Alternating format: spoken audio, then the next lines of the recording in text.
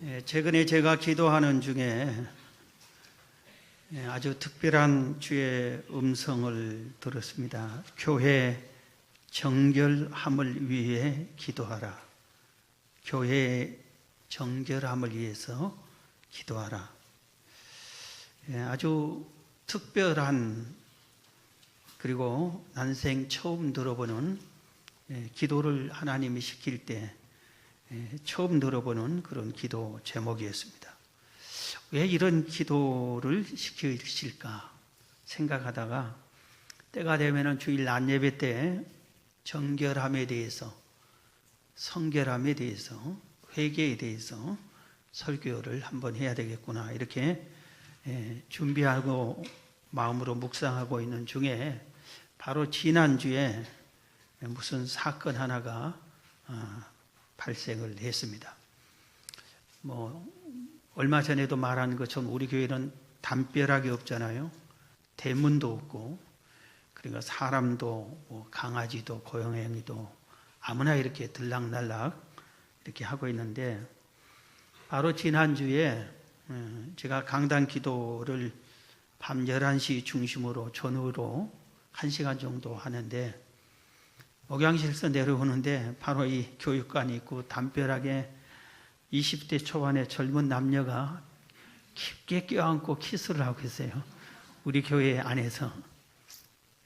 그래서 마음이 착잡해서 4층에서 3층으로 내려오고, 3층에서 2층으로 내려오고, 2층에서 또 이 구름다리를 통해서 우리 본당으로 오는데 그때까지 그러고 있어요. 그래서 내가 뛰어내려가서 이놈들아 여기 예배당이다 그러려다가 그냥 강대상으로 올라가서 기도를 했습니다. 교회 정결함을 위해서 기도하라는 말은 우리가 교회잖아요. 우리 사람이 교회, 예수 믿는 우리 사람들이 교회니까 우리더러 너희들이 정결해야 된다 이런 말이 있지만, 이 말도 되지만 예배당도, 하나님을 예배하는 이 예배당도 정결해야 된다는 생각이 들었습니다. 그리고 성경 말씀 출애굽기 19장이 떠올랐습니다. 출애굽기 19장 내용은 무슨 내용이냐면은 이스라엘 백성들이 광야에서 400년 동안이나 노예 생활로 고생을 많이 합니다. 이때 하나님께 기도합니다. 노예에서 해방시켜 주세요. 그때 하나님께서 이 기도를 들으시고 모세를 보내서 이스라엘 백성을 노예에서 해방시킵니다. 홍해를 갈라줍니다. 그리고 가나안 땅으로 가는 그 여정의 광야 생활을 하는데 노예에서 해방된 지 3개월째 되는 날에 하나님께서 모세를 불렀어요. 그때 이스라엘 백성이 시내산 밑에 이 광야에 머무를 때입니다. 그래서 모세를 불렀습니다. 산으로 올라오라. 그러면서 얘기합니다. 내가 너희들에게 언약의 말씀을 주겠다. 계명을 주겠다. 만약에 이 계명을 너희들이 지키면은 너희들은 내 백성이 되고 너희들은 제사장의 나라가 될 것이다.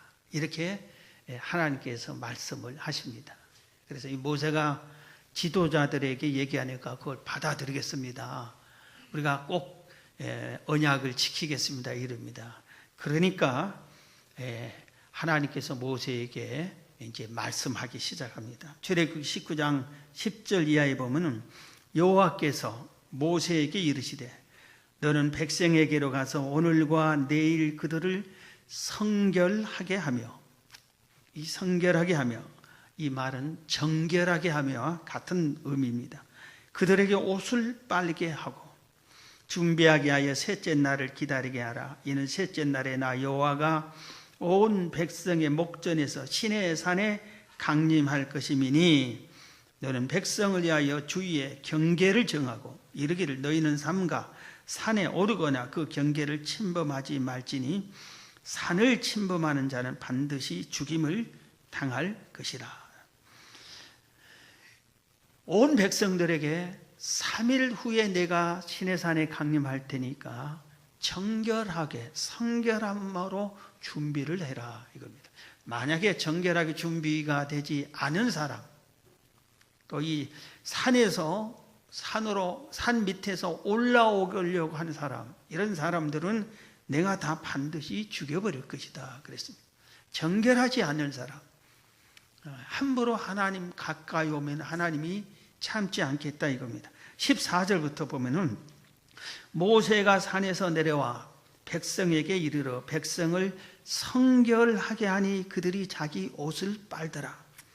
모세가 백성에게 이르되 준비하여 셋째 날을 기다리고 여인을 가까이 하지 말라 하니라. 셋째 날 아침에 우레와 번개와 빽빽한 구름이 산 위에 있고 나팔 소리가 매우 크게 들리니 진중에 있는 모든 백성이 다 떨더라. 그래서 모세가 이 하나님의 말을 듣고 백성들에게 얘기하니까 백성들이 준비를 합니다. 옷을 깨끗이 빨고 모세가 3일 동안 여인을 가까이 하지 말라. 부부관계일지라도 한 침대를 쓰지 말아라. 이렇게 아주 정결하게 몸도 마음도 생활도 모든 것을 아주 정결하게 성결하게 하라 이렇게 합니다. 그래서 준비를 다 하고 있을 때 사흘째 되는 날 아주 빽빽한 구름이 시내산을 덮고 하늘에서 우렁찬 나팔 소리가 울려 퍼지면서 하나님이 시내산에 강림합니다. 그래서 산 아래에 있는 백성들이 이 광경을 보고 부들부들 떨고 있는 것입니다. 그러면서 22절에 또 보면은 또 여호와께서 가까이 하는 제사장들에게 그 몸을 성결히 하게 하라. 나 여호와가 그들을 칠까하노라. 특별히 하나님의 제사를 집례하는 이 제사장들에게는 다시 한번 경고합니다. 그들의 몸과 마음을 아주 정결하게 해라. 그렇지 않으면 그들을 쳐버릴 것이다. 이렇게 엄히 이 말씀을 하고 있습니다. 오늘 우리가 하나님을 예배하는 우리가 정결하지 않으면 하나님이 치겠다 하는 말씀과 같은 의미입니다. 그렇기 때문에 예배하는 우리 성도는 정결해야 됩니다. 성결해야 됩니다. 예배하는 성도의 가정이 정결하고 성결해야 됩니다. 우리 예배하는 성도들이 모이는 교회가 그 기관이 목장이 모임이 주일학교가 성가대가 정결해야 됩니다. 가정이 정결할 때 은혜가 충만하고 평강이 넘치고 화목하게 되어 있고 교회가 정결할 때 하나님이 임재하시고 예배를 받으시고 교회가 은혜롭게 부흥도 하고 성장하면서 건강한 교회가 되는 것입니다. 사랑하는 성도 여러분, 여러분은 정결하십니까? 지금 이 순간 하나님이 이 자리에 시내산에 강림한 것처럼 강림하신다면 하나님이 여러분을 쳐버릴 대상입니까? 아니면은 여러분들에게 하나님이 음성으로 계명을 말씀해 주실 그런 대상이 됩니까? 스스로 우리가 우리의 마음은 자세를 생각해 봐야 됩니다. 우리는 아무 별로 뜻도 의미도 없이 준비도 없이 아무렇게나 세상에서 살다가 하나님을 예배하러 와서 예배하면 되는 것이다. 그게 아니라 정결하지 않으면 하나님께서는 치신다 이겁니다. 정결해야 돼요. 정결해야 돼요. 많은 뜻 있는 분들이 또 깊게 기도하는 분들이 주의 종들이 이런 말을 하는 것을 들었습니다. 그리고 그들의 기도 소리를 들었습니다. 하나님, 우리 한국교회에 촛대를 옮기지 마옵소서. 하나님, 떠나지 마옵소서. 성령을 거두지 마옵소서. 함께해 주옵소서. 그렇게 간절히 기도하는 것을 들었습니다. 우리 3.1교회 하나님이 떠나버리지 않게 그런 마음의 자세가 필요하구나 하는 것을 깨닫습니다. 오늘 본문 다윗이 이 자신을 참으로 뉘우치는 회개십니다. 시편은 150편까지 있습니다. 그 중에 6편, 32편, 38편, 39편, 51편, 130편, 143편 이 7편은 참회시예요. 이 7편의 참회시 중에서 오늘 본문인 시편 51편이 가장 핵심적인 다윗의 참회시입니다. 오늘 본문 내용을 잠깐 설명하면은 이스라엘 나라가 전쟁 중이었어요. 다윗이 통치할 때 전쟁이 일어나서 군사들은 나가서 전쟁터에 나가서 열심히 싸웁니다. 그런데 다윗 왕은 전쟁터에 나가지 않습니다. 그리고 왕궁에서 무료하게 빈둥빈둥 거리는 거예요. 그러다가 해질 저녁녘 무렵에 옥상에 올라갔다가 한 여인, 밧세바라고 하는 한 여인이 목욕하는 것을 보고 그 여인의 갑자기 음욕이 품어서 그 여인을 왕궁으로 데려와서 간통죄를 지고 맙니다. 그런데 세월이 얼마 흘렀어요. 이 여인 밧세바로부터 소식이 들려왔습니다. 내가 임신되어 버렸습니다. 그럽니다. 남편은 지금 전쟁터에 우리야 장군은 전쟁터에 나가서 싸우고 있어요. 그런데 임신해 버렸어요. 그러니까 들통이 나게 됐어요. 다윗이 이때 회개하고 뉘우쳐야 되는데 그러지 않고 이 죄를 덮으려고 합니다. 급히 사신을 보내서 우리야 장군을 보내라고 그럽니다. 그래서 우리야 장군이 뛰어옵니다. 왕 앞에 옵니다. 전쟁 형편은 형식적으로 묻고 어서 가서 집에 가서 쉬라고 그럽니다. 그래서 자기 죄를 덮으려고 합니다. 그런데 이 우리야 장군이 이런 마음을 갖습니다. 지금 나라가 전쟁 중이고 군인들은, 우리 동료들은 목숨 걸고 싸우고 있는데 내가 지금 이 밤에 따뜻한 침대에서 내 아내를 품에 안고 잘 수 있느냐? 그럴 수 없다.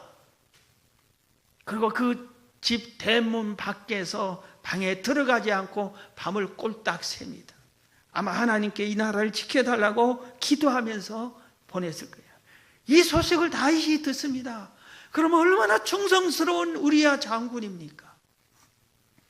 그런데 이때라도 다윗이 회개해야 되는데 그렇지 않고 아예 더 악한 생각을 합니다. 죄를 덮어버리려고 편지를 써서 우리야 장군에게 보냅니다. 우리야 장군이 편지 내용이 아무 내용인 줄 모릅니다. 요압 장군 총사령관이 이 편지 내용을 보니까 우리야를 최전방에 보내서 너희들만 후퇴해서 우리야 최전방 혼자 싸우게 놔두라. 이거 우리야를 죽여버리라는 뜻입니다. 요압 장군이 마음이 찹찹하지만 왕의 명령이니까 자기 충성스러운 우리야 장군과 네가 오늘은 앞장서서 싸우러 가자 하고 싸우러 가게 하고 다른 신하들에게는 조용히 후퇴해버립니다. 그래서 우리야 장군이 전사하고 맙니다. 아무도 몰랐어요. 그 시대에는 왕이 이런 짓을 해도 죄가 아니에요. 왕이 남의 여인을 뺏어도 이것은 아무렇지도 않아요. 양심의 가책도 없는 시대예요. 왕의 권력이 너무 크기 때문에 왕은 아내를 몇 명을 주든지 아무도 상관하지 않는 시대예요. 그래서 다윗은 본인도 양심의 가책을 받지 않았어요. 그런데 하나님이 보십니다. 보셨습니다. 아십니다. 당연한 거 아니에요.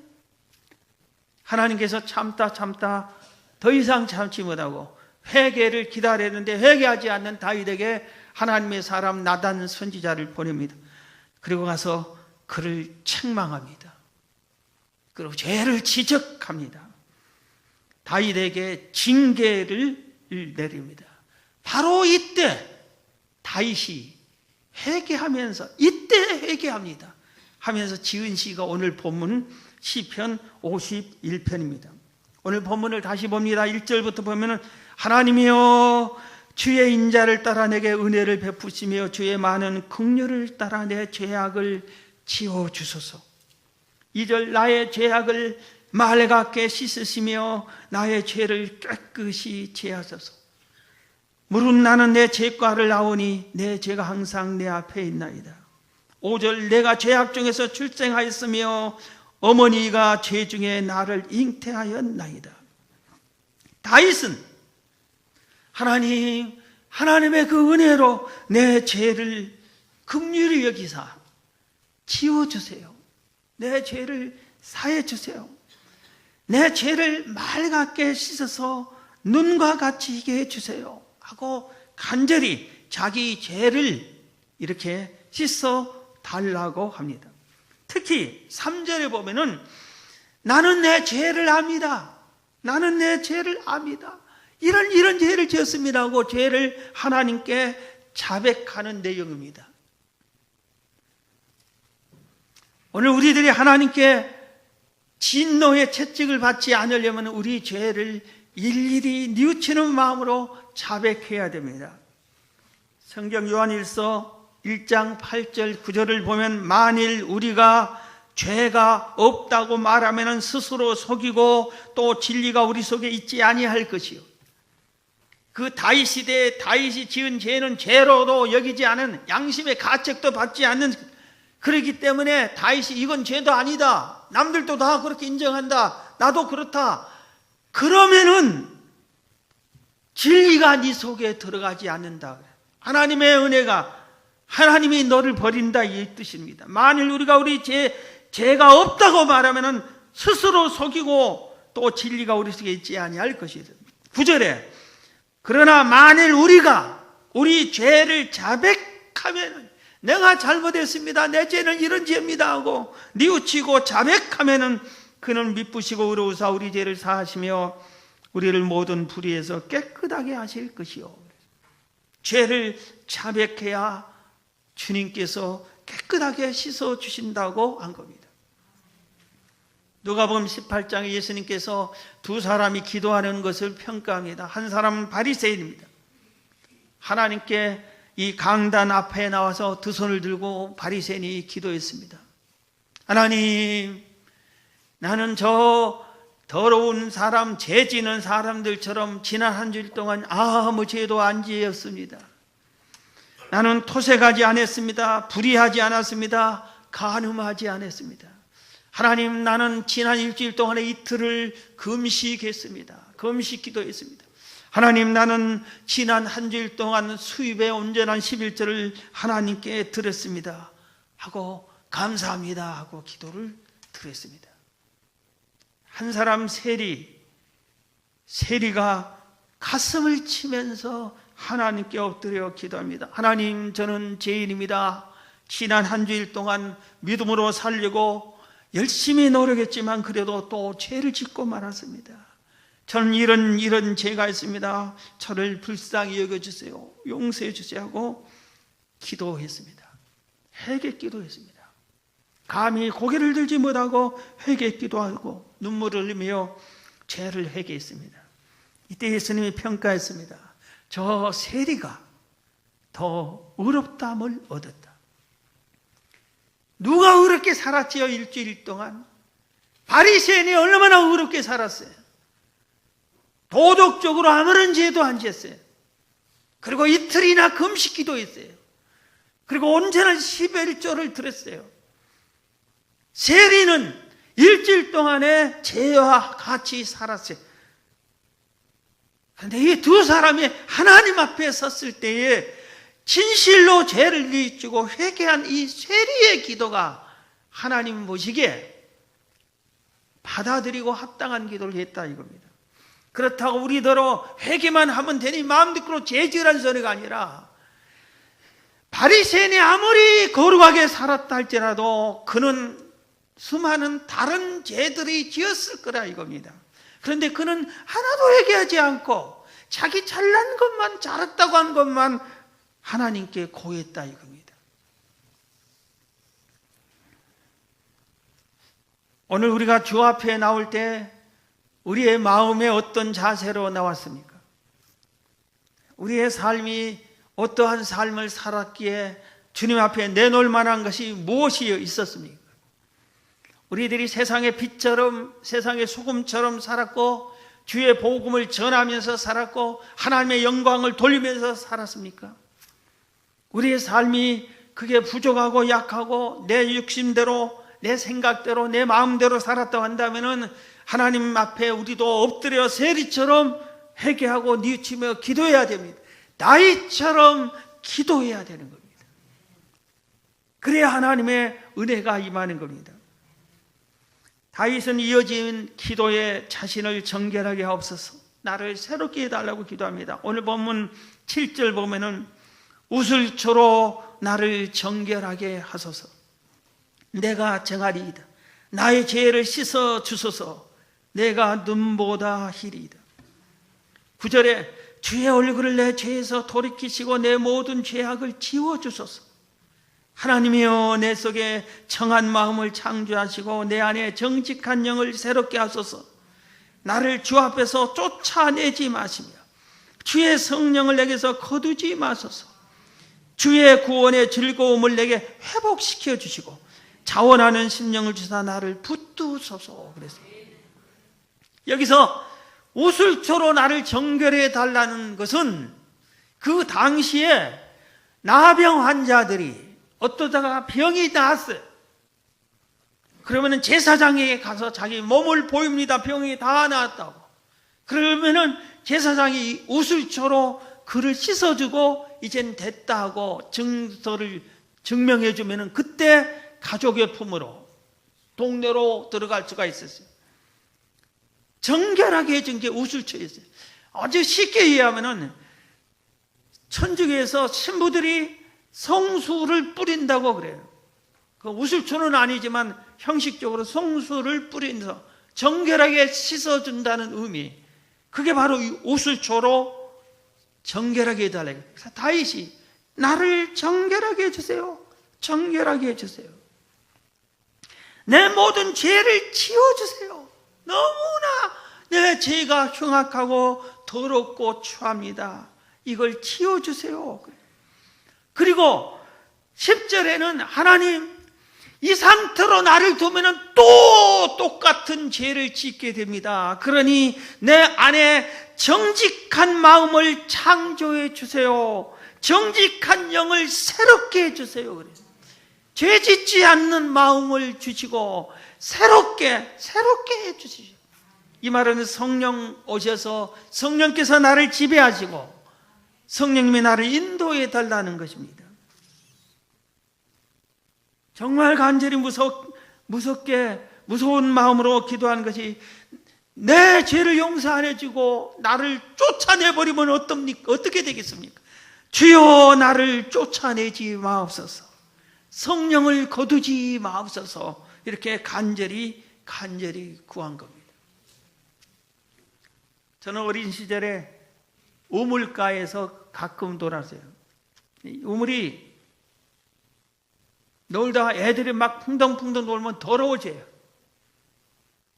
먹을 물인 샘물인데도 애들이 막 장난치고 놀면 더러워져요. 그런데 신비하게 작은 샘물이 솟아오르는 그 샘물 구덩 그 속에서 샘물이 송송송 솟아오면은 한참 지나면은 더러웠던 물이 다 맑아집니다. 신기하게.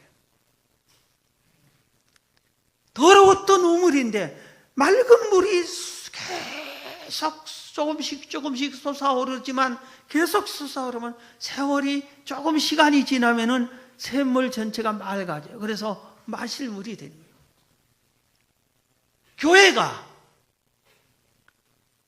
지저분한 사람들로 가득 차 있을지라도 맑은 샘물을 솟는 성도들이 몇 명이라도 있어서 계속해서 맑은 샘물을 품어대면은 그 교회가 맑아질 줄로 믿습니다. 소돔 고모라 성에 의인 10명만 있어도 그 성을 멸하지 않겠다고 그랬어요. 여러분이 바로 맑은 샘물을 솟는 그런 자가 되기를 주의 이름으로 축원합니다.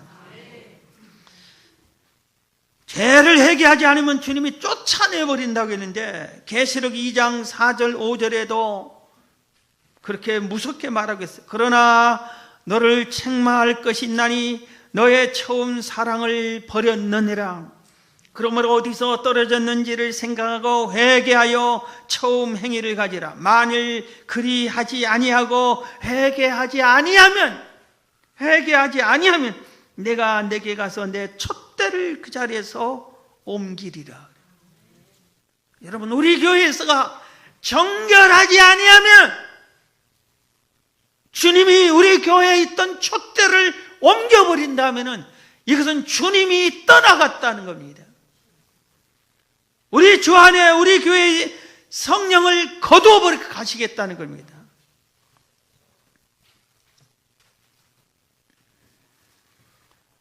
만약에 그렇게 되면 어떻게 됩니까? 촛대가 옮겨지면, 성령이 떠나면 어떻게 됩니까? 그때부터는 마귀가 역사하는 교회가 됩니다. 사람들끼리 모인 부패한 모임이 되고 맙니다.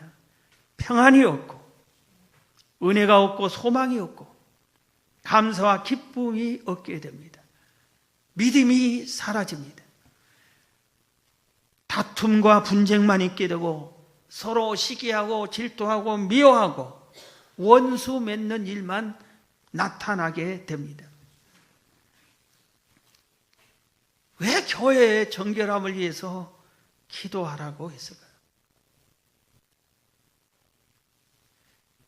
우리가 정결하지 않으면 주님이 떠나겠다는 것입니다.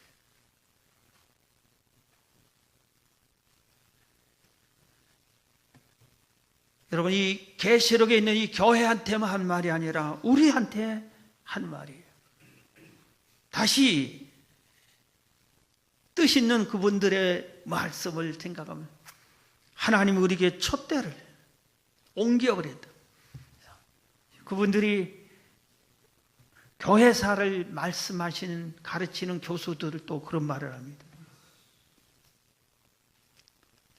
주의 이 촛대가 로마에서, 유럽에서 미국으로 옮겨졌고, 미국에서 우리나라로 왔는데, 그래서 유럽에서 촛대가 옮겨졌기 때문에 유럽의 교회들이 다 문을 닫아요. 예배당을 수백 년 걸쳐서 든든히 단단히 세웠기 때문에 예배당만 남아있고 건물만 남아있고 사람은 텅텅 비어있는. 그런데 한국 교회에서 이 촛대가 중국으로 옮겨간 것 같다, 이런 말을 선교사님들도 하고 있어요. 여러분, 우리 주님이 없는 신앙생활은 헛된 신앙생활입니다. 주님이 없는 교회는 죽은 교회입니다. 저는 희망을 갖습니다. 교회 정결함을 위해서 기도하라는 것은 나는 너희들을 떠나기 싫다, 너희들을 버리기 싫다, 함께 하기를 원한다. 그러니 뉘우치고 회개하라, 정결해라. 거룩한 하나님을 믿는 너희들이 거룩하지 않고 너희 욕심대로, 너희 정욕대로 살면은 내가 어떻게 너희들과 함께 하겠느냐. 주님은 우리와 함께 하기를 원해서 이런 말씀을 주신 줄로 믿습니다. 오늘 보면 후반부에 보면 다윗은 이렇게 서원을 합니다. 나를 정결하게 해주세요. 그러면 내가 세 가지를 지키겠습니다. 13절입니다. 그리하면 내가 범죄자에게 주의 도를 가르치리니 죄인들이 죽게 돌아오리다. 범죄자에게 주의 도를 가르친다는 것은 전도하겠다는 말입니다.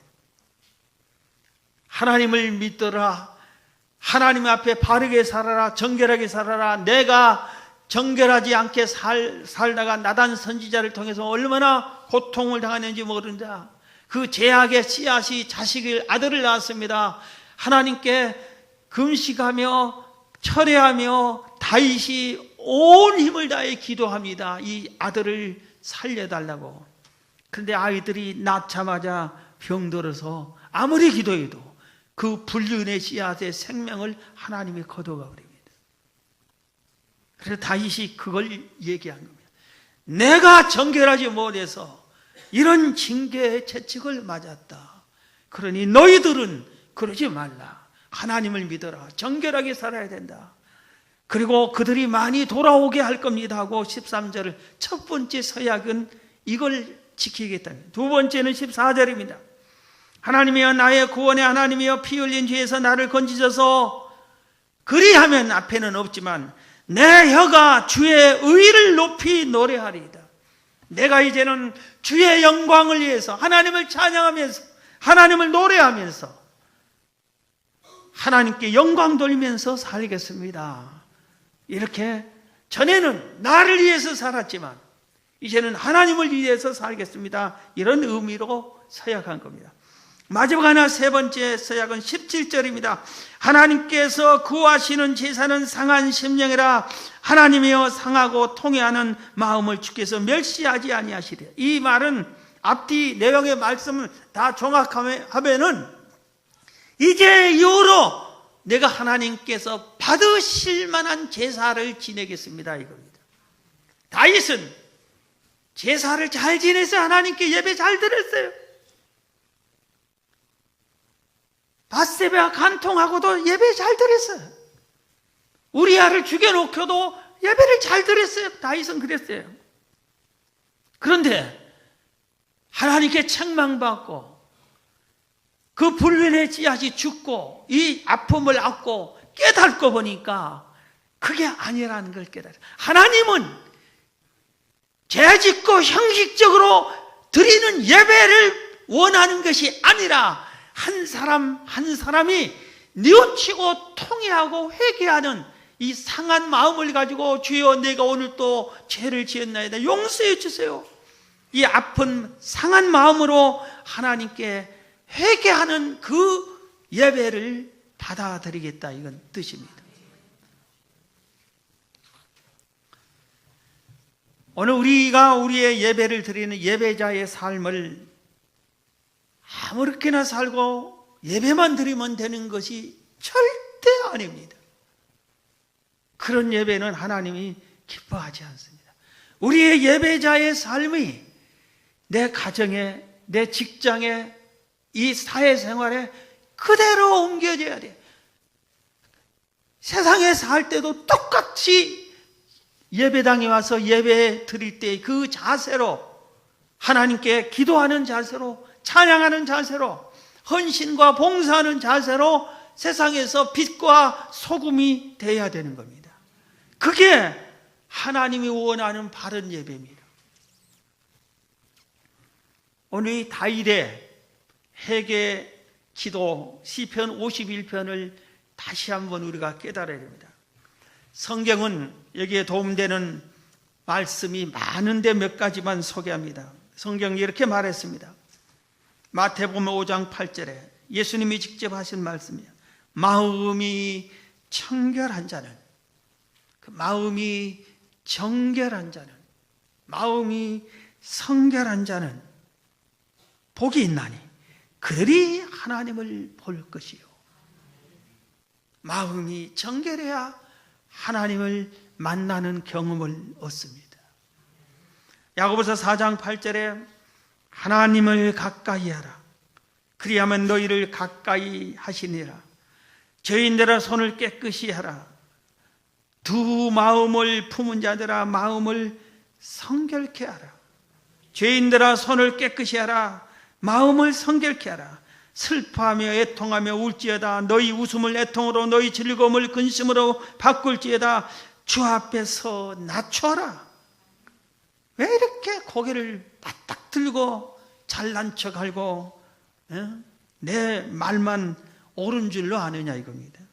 그리하면 너희께서 높이셔진다. 낮추는 자를 높여 준 자예요. 누가복음 13장 5절에도 예수님이 직접 하신 말씀, 너희에게 이르노니 아니라 너희도 만일 회개하지 아니하면, 너희도 만일 회개하지 아니하면 다 이와 같이 망하니라. 회개하지 않으면 우리가 망합니다. 오늘 예배하러 와서 무엇을 회개했습니까? 한마디도 회개하지 않은 분은 어떤 분과 똑같아요? 죄송하지만 바리새인과 똑같아요. 나는 한 주간 주의 은혜 가운데 잘 지냈습니다. 감사합니다. 믿음으로 잘 살았습니다. 그랬잖아요. 그 똑같은 비슷한 삶을 산 세리는 한 주간 나는 잘못했습니다. 용서했습니다. 상한 심령으로 통회했잖아요.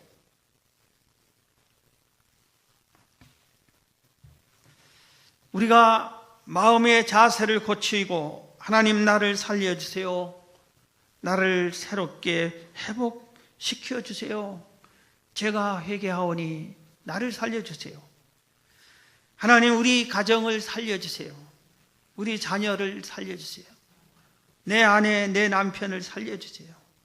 제가 회개하오니 살려주세요.